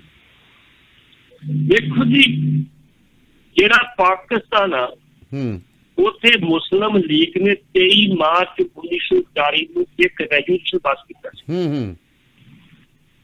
ਅਸੀਂ ਪਾਕਿਸਤਾਨ ਬਣਾਉਣਾ ਹੀ ਬਣਾਉਣਾ। ਜਿਹੜਾ ਪਾਕਿਸਤਾਨ ਬਹੁਤ ਗਿਣਤੀ ਇਲਾਕਾ ਨਾ ਮੁਸਲਮਾਨ ਬਹੁਤ ਗਿਣਤੀ ਨੂੰ ਪਾਕਿਸਤਾਨ ਬਣਾਉਣਾ ਹੀ ਬਣਾਉਣਾ। ਤੇ ਉਦੋਂ ਮੁਸਲਿਮ ਲੀਗ ਦੇ ਉੱਤੇ ਜਿਹੜਾ ਸੀ ਸਾਰੇ ਛੋਟੂ ਰਾਮ ਜਿਹੜਾ ਮੁਖੀ ਸੀ ਜਿੱਦਾਂ ਉਹਨੂੰ ਭਜਾਇਆ ਸੀ ਵੀ ਅਸੀਂ ਭਾਰਤ ਦੀ ਵੰਡ ਨਹੀਂ ਹੁੰਦੀ। ਉਹ ਮੁੜ ਕੇ ਭੱਜ ਕੇ ਜੰਮੂ ਕਸ਼ਮੀਰ ਚਲਾ ਗਿਆ ਸੀ ਜੀ। ਲੇਕਿਨ ਰੈਜੂਲੇਸ਼ਨ ਨੇ 23 ਮਾਰਚ 1940 ਨੂੰ ਪਾਸ ਕਰ ਦਿੱਤਾ ਸੀ। ਜਿੰਨੇ 57 ਕੰਟਰੀ ਆ ਉਹਨਾਂ ਚੋਂ ਰਿਪਬਲਿਕ ਬਣਿਆ ਤੇ ਉਹ 23 ਮਾਰਚ 1956 ਨੂੰ ਪਾਕਿਸਤਾਨ ਬਣਿਆ ਜੀ। ਉਹਦੇ ਰਿਪਬਲਿਕ ਬਣਦੇ ਉੱਤੇ ਜਿਹੜੀ ਆ ਐਸੀ ਜਿਹੜੀ ਸੀ ਵਧਾਈ ਦਿੱਤੀ ਹੈ ਮੋਦੀ ਸਾਹਿਬ ਨੇ ਉੱਥੋਂ ਦੇ ਪ੍ਰਧਾਨ ਮੰਤਰੀ ਨੂੰ ਪੱਤਰ ਲਿਖ ਕੇ ਜੀ। ਹੁਣ ਰੌਲਾ ਪੈ ਰਿਹਾ ਵਾ, ਜੇ ਕੋਈ ਪੱਤਰ ਹੋਰ ਲਿਖੇ ਤੇ ਫਿਰ ਤੇ ਰੌਲਾ ਪੈ ਜਾਂਦਾ ਜੀ ਇਹ ਪਾਕਿਸਤਾਨੀ ਹੈ ਜੀ, ਪਾਕਿਸਤਾਨ ਚਲੋ ਜੀ। ਬੜਾ ਕੁਛ ਹੁੰਦਾ ਸਾਡੇ ਜਿਹੜੇ ਹੈਗੇ ਆ ਭਾਜਪਾ ਵਾਲੇ, ਬੜਾ ਰੌਲਾ ਪਾਉਂਦੇ ਆ ਜੀ। ਜਿਵੇਂ ਕੋਈ ਜਦੋਂ ਲਾਂਘਾ ਖੁੱਲਣ ਕੇ ਥੋੜਾ ਰੌਲਾ ਪਾਇਆ ਸੀ, ਸਿੱਧੂ ਨੇ ਕਿੰਨਾ ਨਾ ਹਮਲਾ ਕੀਤਾ ਸੀ, ਸਿੱਧੂ ਦੇ ਕਿਹੜੇ ਸ਼ਬਦ ਨਹੀਂ ਵਰਤੇ ਜੀ। ਲੇਕਿਨ ਚਲੋ ਉਹ ਚੁੱਪ ਕਰ ਰਿਹਾ, ਸਭ ਰੌਲਾ ਪੈ ਗਿਆ। ਇਵਨ ਸਾਡੇ ਕੈਪਟਨ ਸਾਹਿਬ ਨੇ ਬੜਾ ਰੌਲਾ ਪਾਇਆ ਸੀ। ਜਿਹੜੀ ਭਾਸ਼ਾ ਉਹ ਨਹੀਂ ਸੀ ਬੋਲਦੇ, ਕੈਪਟਨ ਸਾਹਿਬ ਬੋਲਦੇ ਸੀ। ਉਦੋਂ ਬਾਅਦ ਜਲਦੀ ਬੀਬੀ ਹਰਸਿਮਰਤ ਕੌਰ ਬਾਦਲ ਬੋਲਦੀ ਸੀ ਭਾਸ਼ਾ ਜੋ ਜੀ। ਤੇ ਦੇਖਣੋਂ ਲਾਂਘਾ ਖੁੱਲ ਗਿਆ। ਭਾਵੇਂ ਕਮਰ ਬਾਜਵਾ ਇੱਕ ਬੜਾ ਉਦਾਰਵਾਦੀ ਬੰਦਾ ਵੀ ਨਹੀਂ ਵੀ ਲੜਾਈ ਨਹੀਂ ਕਰਨੀ, ਲੜਾਈ ਝਗੜੇ ਪਿੱਛੇ ਬਟਾ ਦਿਓ, ਭਰਾਤਰੀ ਭਾਵਨਾ ਰਹੋ, ਵਪਾਰ ਸ਼ੁਰੂ ਕਰੋ। ਜੇ ਉੱਥੋਂ ਦਾ ਜਰਨਲ ਇਹ ਗੱਲ ਕਹਿੰਦਾ ਤੇ ਚੰਗੀ ਗੱਲ ਮਾੜੀ ਗੱਲ ਕੋਈ ਨਹੀਂ ਜੀ। ਭਰਾ ਠੰਡ ਤਾਂ ਪੱਟੀ ਸਾਹਿਬ ਚੰਗੀ ਹੁੰਦੀ ਹੈ ਵੈਸੇ, ਇਹਦੇ 'ਚ ਕੋਈ ਬੜੀ ਚੰਗੀ ਗੱਲ ਨਹੀਂ ਹੈ ਸਮਾਜਿਕ ਤੌਰ 'ਤੇ। ਪੰਜਾਬੀ ਭਾਸ਼ਾ 'ਚ ਆਪਣੇ ਪਿੰਡ ਵਾਲੇ ਕਹਿੰਦੇ ਨਿੱਤ ਦੀ ਕੀਰ ਬੜੀ ਮਾੜੀ ਹੁੰਦੀ ਹੈ, ਕਤਲਾਂ ਤੱਕ ਪਹੁੰਚ ਜਾਂਦੀ ਹੈ। ਤੇ ਜਦੋਂ ਡਾਕਟਰ ਮਨਮੋਹਨ ਸਿੰਘ ਦੀ ਸਰਕਾਰ ਸੀਗੀ ਤੇ ਉਦੋਂ ਕੋਈ ਗੱਲ ਹੁੰਦੀ ਸਰਾਤੇ ਤੇ ਉਦੋਂ ਮੋਦੀ ਸਾਹਿਬ ਕੀ ਕਹਿੰਦੇ ਸੀ, पाकिस्तान को लव लेटर ना लिखना बंद करो, उसकी भाषा में उसी जवाब दो जी, हमारी सरकार आएगी हम सब बंद कर देंगे, ये कही ਹੁੰਦੇ ਸੀ ਨਾ। ਤੇ ਲੇਕਿਨ ਜਦੋਂ ਦੁਬਈ ਤੇ ਆਉਂਦੇ ਸੀ ਬਿਰਿਆਨੀ ਖਾਣ ਰਸਤੇ ਜਹਾਜ਼ ਤੋਂ ਉਤਰ ਗਏ ਸੀ ਆਪਣੇ ਉੱਥੇ ਲਾਹੌਰ ਵਿੱਚ। ਹਾਂ ਜੀ ਬਿਲਕੁਲ। ਮੁੜ ਕੇ ਉਹਨਾਂ ਦੀ ਮਾਤਾ ਮਰਦੀ ਸੀ, ਉਹਨਾਂ ਨੂੰ ਸੋਚ ਵੀ ਕੀਤਾ ਸੀ, ਨਵਾਜ਼ ਚੰਗੀ ਗੱਲ ਸੀ, ਕਹਿੰਦੇ ਹੋਣਾ ਚਾਹੀਦਾ। ਭਾਈ ਜੇ ਤੁਸੀਂ ਇਹ ਸਾਰੇ ਕੰਮ ਕਰਦੇ ਹੋ ਤਾਂ ਵਪਾਰ ਖੁੱਲ੍ਹਣ 'ਚ ਆਪਾਂ ਨੂੰ ਕੀ ਤਕਲੀਫ ਆ? ਬਿਲਕੁਲ ਜੀ ਬਿਲਕੁਲ। ਫਿਰ ਬੱਸਾਂ ਤੋਂ ਬੰਦ ਕੀਤੀ ਆ, ਰੇਲ ਤੋਂ ਬੰਦ ਕੀਤੀ ਆ। ਸਾਡੇ ਵਾਘਾ ਸਰਹੱਦ ਤੋਂ 3 ਲੱਖ ਕਰੋੜ ਦਾ ਅਸੀਂ ਬਿਜ਼ਨਸ ਕਰ ਸਕਦੇ ਹਾਂ ਸਾਲ ਦਾ। ਜਿਹੜਾ ਹੁਣ ਅੰਮ੍ਰਿਤਸਰ ਚੀਜ਼ ਤਿਆਰ ਹੁੰਦੀ ਹੈ ਤੇ ਅੰਮ੍ਰਿਤਸਰ ਤੋਂ ਜਾਂਦੀ ਹੈ, ਉਹ ਪਹਿਲਾਂ ਬੰਬੇ ਜਾਂਦੀ ਹੈ, ਬੰਬੇ ਤੋਂ ਦੁਬਈ ਜਾਂਦੀ, ਦੁਬਈ ਤੋਂ ਕਰਾਚੀ ਜਾਂਦੀ ਹੈ। ਕਿੰਨਾ ਉੱਤੇ ਖਰਚ ਪੈਂਦਾ ਵਾ, ਕਿੰਨਾ ਹੁੰਦਾ, ਸਿੱਧੀ ਲਾਹੌਰ ਚਲ ਜੇ ਮਾੜੀ ਗੱਲ ਜੀ। ਇਸੇ ਕਰਕੇ ਮੋਦੀ ਸਾਹਿਬ ਨੇ ਜਿਹੜਾ ਸੀ ਉਦੋਂ ਤਾਂ ਕਹਿੰਦੇ ਹੁੰਦੇ ਸੀ, ਬੜੀ ਭਾਸ਼ਾ ਸਖਤ ਬੋਲਦੇ ਹੁੰਦੇ ਸੀਗੇ, ਤੇ ਹੁਣ ਉਹਨਾਂ ਨੂੰ ਵਧਾਈ ਦਿੱਤੀ ਹੈ। ਤੇ ਇਹਦਾ ਰੌਲਾ ਪੈਣ ਡਿਆ ਵੀ ਭਾਈ ਤੁਸੀਂ ਮੋਦੀ ਸਾਹਿਬ ਆਪਣੀ ਸਥਿਤੀ ਕਰੋ ਵੀ ਗੱਲ ਕੀ ਆ। ਹੁਣ ਤੁਸੀਂ ਵਧਾਈ ਦੇਣ ਦੇ ਹੋ, ਉਦੋਂ ਤੁਸੀਂ ਕਿੰਨੇ ਲਵ ਲੈਟਰਾਂ ਬੰਦ ਕਰੋ, ਲਿਖਣੀਆਂ ਬੰਦ ਕਰੋ, ਹੁਣ ਤੁਸੀਂ ਆਪ ਲਿਖ ਰਹੇ ਹੋ। ਇਹਦੇ ਬਾਰੇ ਹੁਣ ਆਉਣੇ ਮੋਦੀ ਸਾਹਿਬ ਕੀ ਜਵਾਬ ਦਿੰਦੇ ਲੱਗ ਜੂਗਾ ਪਤਾ ਜੀ। ਜੀ ਜੀ ਜੀ ਜੀ। ਤੇ ਪੱਟੀ ਸਾਹਿਬ ਲਹਿੰਦੇ ਪੰਜਾਬ ਦੀ ਵੀ ਗੱਲ ਕਰ ਲਈਏ, ਹੁਣ ਉੱਥੇ ਕਹਿੰਦੇ 2 ਹਫ਼ਤਿਆਂ ਲਈ ਨਿਕਾਹ ਰੋਕ ਦਿੱਤੇ ਨੇ, ਇਹ ਕਿਉਂ? ਹਾਂ ਬਿਲਕੁਲ ਜੀ, ਕਰੋਨਾ ਦੀ ਗੱਲ ਆ ਜੀ। ਉੱਥੇ ਕਰੋਨਾ ਦੇ ਕਰਕੇ ਉਹਨਾਂ ਨੇ 2 ਹਫ਼ਤਿਆਂ ਲਈ ਨਿਕਾਹ ਬੰਦ ਕਰ ਦਿੱਤੇ ਨੇ। ਭਾਈ ਨਿਕਾਹ ਨਹੀਂ ਹੋਣਗੇ ਸਾਡੇ ਇੱਥੇ, ਸੀ ਕਰੋਨਾ ਵਾ। ਦੇਖੋ ਸਮਝ ਨਹੀਂ ਆਉਂਦੀ ਸਾਡੇ ਲੀਡਰਾਂ ਦੀ ਮਕਸਦ ਨੂੰ ਕਿ ਜੇ ਤੁਹਾਨੂੰ ਬੀਜੇਪੀ ਆਜ਼ਾਦ ਦੇਤੀ ਆ ਉਹਨਾਂ ਪਾਕਿਸਤਾਨ ਵਾਲਿਆਂ ਨੇ ਕਿ ਤੁਸੀਂ ਲੈ ਆਓ ਆਪਣਾ ਲੱਖ ਦਿੰਦੇ ਜਥਾ ਲੈ ਆਓ ਤੁਸੀਂ, ਕੋਈ ਗੱਲ ਨਹੀਂ। ਇਹਨਾਂ ਵੀ ਕਹਿ ਇੰਡੀਅਨ ਗਵਰਨਮੈਂਟ ਲੈ ਜਾਓ ਜਥਾ ਤੁਸੀਂ ਮਿਲਦੀ, ਫਿਰ ਕਹਿਣਾ ਜੀ ਸਾਨੂੰ ਇਹ ਦੱਸਿਆ ਜਾਵੇ ਵੀ ਨਨਕਾਣਾ ਸਾਹਿਬ ਜੋ ਜ਼ਿਆਦਾ ਫਰੀ ਜਾਣਾ ਸੀ ਉਹਦੇ ਕੋਲ ਇਜਾਜ਼ਤ ਦਿੱਤੀ ਸਾਨੂੰ। ਜਿੱਦਾਂ ਵੀ ਗੱਲ ਹੋ ਗਈ ਨਾ, ਉਹਨਾਂ ਨੇ ਕਹਿਤਾ ਜੀ ਕਰੋਨਾ ਪਾਕਿਸਤਾਨ ਦੇ ਵਿੱਚ ਬੜਾ ਫੈਲ ਰਿਹਾ, ਇਸ ਲਈ ਹਾਲ ਦੀ ਕਰੀਬ 2 ਹਫ਼ਤੇ ਕਿਸੇ ਵੀ ਹੋਟਲ ਦੇ ਵਿੱਚ ਕਿਸੇ ਵੀ ਜਗ੍ਹਾ ਨਿਕਾਹ ਨਹੀਂ ਕੀਤੇ ਜਾਣ, ਕੋਈ ਰਸ਼ ਨਹੀਂ ਕੀਤਾ ਜਾਏਗਾ। ਜਿਹੜੀਆਂ ਕਰੋਨਾ ਦੀਆਂ ਸਾਵਧਾਨੀਆਂ ਉਹ ਅਪਣਾਈਆਂ ਜਾਣਗੀਆਂ ਜੀ। ਜਿਹੜਾ ਨਹੀਂ ਅਪਣਾਊਗਾ ਉਹਦੇ ਖਿਲਾਫ ਕਾਰਵਾਈ ਕੀਤੀ ਜਾਊਗੀ। ਆਪਣੇ ਜਿੱਥੇ ਰੋਕ ਲੱਗੀ ਹੈ ਮਾੜੀ ਮੋਟੀ ਜੀ, ਭਾਵੇਂ ਕਹਿੰਦੇ 100 ਬੰਦਾ ਇਕੱਠਾ ਹੋ ਜਾਏ, 100 ਬੰਦਾ ਇਕੱਠਾ ਨਾ ਕਰੋ ਤੁਸੀਂ ਇੱਥੇ। ਤੇ ਜਿਸ ਤਰੀਕੇ ਨਾਲ ਜਿਹੜੇ ਸਟ੍ਰੇਨ ਦੀ ਗੱਲ ਕਰ ਰਹੇ ਹੁਣ ਕੈਪਟਨ ਸਾਹਿਬ, 401 ਅਸੀਂ ਜਿਹੜੀ ਸੀ ਸੈਂਪਲ ਲਏ, 81% ਉਹ ਸੈਂਪਲ ਨੇ ਜਿਹੜੇ ਇੰਗਲੈਂਡ ਵਾਲੇ ਨੇ, ਉਹ ਬੜੇ ਗੰਭੀਰ ਸੈਂਪਲ ਨੇ। ਲੇਕਿਨ ਜੇ ਇਹਨਾਂ ਦੀ ਆਪਾਂ ਗੱਲ ਵੀ ਕਰ ਲਈਏ, ਜੇ ਹੁਣ ਗੱਲ ਕਰਨ ਲੱਗੇ ਗੱਲ ਵੀ ਕਰ ਲਈਏ ਆਪਾਂ ਜੀ, ਹਿਸਾਬ ਨਾਲ ਲੋ ਤਾਂ ਜੀ 1 ਸਾਲ ਕਿਵੇਂ ਹੰਡਾਇਆ, ਬਹੁਤ ਔਖਾ ਹੰਡਾਇਆ ਜੀ, ਬੜਾ ਔਖਾ ਹੰਡਾਇਆ। 1 ਸਾਲ ਸਾਨੂੰ ਅੰਦਰ ਬੰਦ ਕਰ ਛੱਡਿਆ ਤੁਸੀਂ, ਅੰਦਰ ਇਕਲਾਪਾ ਕੱਟਿਆ ਸੀ, ਸਭ ਕੁਝ ਕੀਤਾ। ਲੇਕਿਨ ਡਾਕਟਰ ਸ਼ਿਆਮ ਸੁੰਦਰ ਦੀਪਤੀ ਜਿਹੜੇ ਮੈਡੀਕਲ ਕਾਲਜ ਦੇ ਡਾਕਟਰ ਹੈਡ ਦੀ ਡਿਪਾਰਟਮੈਂਟ ਹੈ, ਅੱਛਾ ਜੀ, ਉਹਨਾਂ ਨੇ ਇੱਕ ਆਰਟੀਕਲ ਲਿਖਿਆ ਵਾ ਕਰੋਨਾ ਕਾਲ ਵਹਿਮ ਤੇ ਪੈਦਾ 1 ਸਾਲ। ਉਹਦੇ ਵਿੱਚ ਬੜਾ ਵੱਡਾ ਆਰਟੀਕਲ, ਮੈਂ ਇੱਕੋ ਗੱਲ ਕਰ ਚੁੱਕੂਗਾ ਜੀ। ਉਹਨੇ ਕਿਹਾ ਵੀ ਜਿਹੜਾ ਕਰੋਨਾ ਬਿਮਾਰੀ ਠੀਕ ਆ, ਲੇਕਿਨ ਇੰਨੀ ਘਾਤਕ ਨਹੀਂ ਜਿੰਨੀ ਬਣਾਤੀ, ਜਿੰਨੀ ਘਾਤਕ ਕਰਕੇ ਬਣਾਈ ਗਈ ਹੈ। ਜਿੰਨਾ ਕੁਝ ਬੰਦ ਕੀਤਾ ਗਿਆ ਵਾ ਜੀ, ਪਿਛਲੇ ਸਾਲ ਤੁਸੀਂ ਵੇਖੋ ਜਦੋਂ ਲੋਕ 24 ਤਰੀਕ ਨੂੰ ਬੰਦ ਕਰ ਦਿੰਦੇ ਸੀ, 24 ਮਾਰਚ ਨੂੰ ਅਸੀਂ 1 ਸਾਲ ਹੋ ਗਿਆ ਉਹਨੂੰ ਘਰਾਂ 'ਚ ਲੋਕ ਬੰਦ ਕਰਤੇ ਸੀ, ਕਿਸੇ ਨੂੰ ਬਾਹਰ ਨਿਕਲਣ ਦੀ ਇਜਾਜ਼ਤ ਨਹੀਂ ਸੀ। ਜੇ ਕੋਈ ਗਲਤੀ ਨਾਲ ਬਾਹਰ ਨਿਕਲਦਾ ਤੇ ਪੁਲਿਸ ਲੰਜਾ ਪਾ ਦਿੰਦੀ ਸੜਕ ਦੇ ਉੱਤੇ। ਉਹ ਵੀਡੀਓ ਆਈਆਂ, ਕਾਫੀ ਰੌਲਾ ਪਿਆ, ਕਈਆਂ ਨੇ ਵਿਚਾਰੀ ਕੁੱਟਮਾਰ ਕੀਤੀ, ਕਈ ਨੇ ਹੱਡੀਆਂ ਤੋੜਤੀਆਂ, ਬਹੁਤ ਕੁਛ ਹੈ ਉਹਨੂੰ ਜੀ। ਉਹ ਡਾਕਟਰ ਦੀਪਤੀ ਕੀ ਕਹਿੰਦੇ ਆ, ਡਾਕਟਰ ਕਹਿੰਦੇ ਆ ਵੀ ਇਹ ਜਿਹੜਾ ਕਰੋਨੇ ਦੀ ਗੱਲ ਕੀਤੀ ਆ, ਇਹ ਸਿਰਫ 1.41% ਸਿਰਫ ਹਾਨੀਕਾਰਕ ਜੀ। 98.5% ਬੰਦਿਆਂ ਨੂੰ ਹੁੰਦਾ ਜ਼ਰੂਰ ਆ, ਲੇਕਿਨ ਆਪਣੇ ਆਪ ਚਲੇ ਜਾਂਦਾ, ਇਹ ਤਾਂ ਨਹੀਂ ਹੁੰਦਾ। ਲੇਕਿਨ ਉਹਨਾਂ ਦੀ ਇਮਿਊਨਿਟੀ ਇੰਨੀ ਸਟਰੋਂਗ ਹੁੰਦੀ, ਆਪੇ ਚਲ ਜਾਂਦਾ। ਜਿਹਦੇ ਵਿੱਚ ਥੋੜੇ ਬਾਰੇ ਬੰਦੇ ਬਚ ਜਾਂਦੇ ਆ, ਇਹਨਾਂ ਨੂੰ ਹਸਪੀਟਲ ਜਾ ਕੇ ਖੋਣਾ ਪੈਂਦਾ ਵਾ, ਉਹਨਾਂ ਨੂੰ ਵੈਂਟੀਲੇਟਰ ਜਾਣ ਕਰਕੇ ਸਿਰਫ ਉਹੀ ਲੋਕ ਜਾਂਦੇ ਇਸ ਦੁਨੀਆ ਦੇ ਤੋਂ ਜਿਨ੍ਹਾਂ ਨੂੰ ਕੋਈ ਹੋਰ ਬਿਮਾਰੀਆਂ ਨਾਲ ਹੁੰਦੀਆਂ ਜੀ ਜੀ।